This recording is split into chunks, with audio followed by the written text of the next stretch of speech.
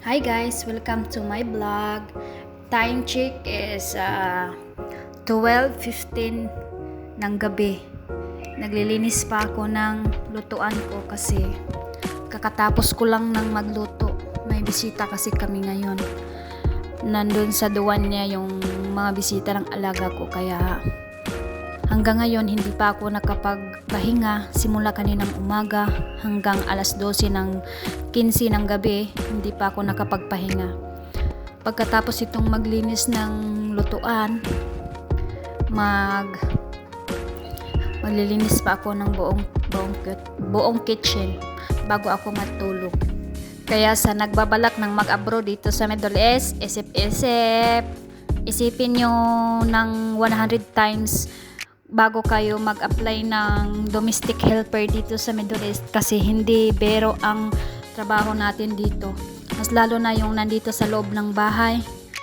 Minsan walang trabaho, kadalasan maraming trabaho, walang pahinga. Makakapagpahinga ka lang kung oras na ng tulog mo. Minsan yung tulog, ang pinakamaagang matulog, 1:00, alas 2 ng madaling araw. Yun ang mabilis na tulog dito. Kaya yung mga bagong mag-a-apply ng domestic helper dito sa Kuwait, pag-isipan yung mabuti kasi hindi biro ang magiging isang OFW.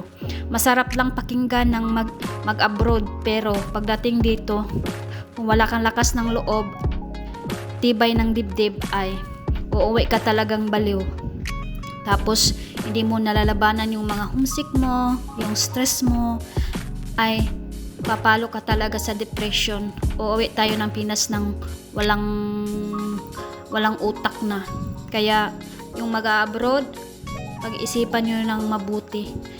Maganda naman kung makatagpo ka ng mabuting amo, pero pag nakatagpo ka ng demonyong amo, naku, kawawa ka talaga. Kaya pag-isipan ninyong mabuti. Kung may hanap buhay kayo sa Pilipinas, magstay na lang kayo dyan para buo ang pamilya nyo.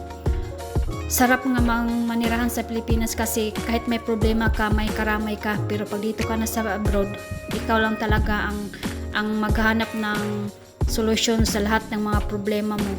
Kaya pag-isipan yung mabuti mga kabunso, kung sino man ang may balak na mag-abroad, hindi biro talaga ang magiging OFW. Kaya guys, pag-isipan yung mabuti kasi naranasan na din namin yan ng ganyang sitwasyon.